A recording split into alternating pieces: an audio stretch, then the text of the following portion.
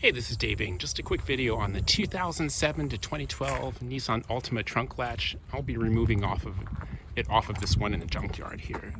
The first thing you'll do is you'll look for the latch. It's up on the trunk lid here. You're just going to need two 10mm bolts that are in there. So I use 10mm. You'll see that I removed the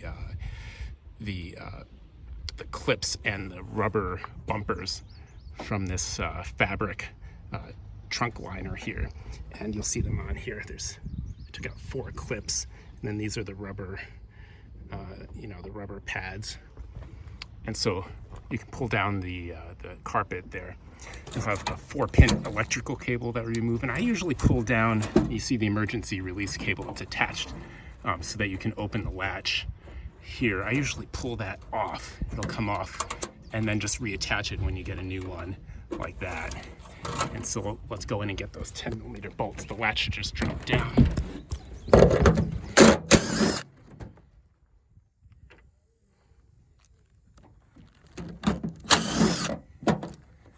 Okay, latch came out.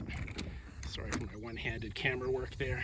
And there's usually a plastic cover on the bottom of this latch, but this one's in pretty good shape. You'll notice that there's a lot of these latches have some plastic cracks right there, if you can see it. It's just a defect. You'll see it also right here. It's a defect that all of the Nissan latches have for whatever reason.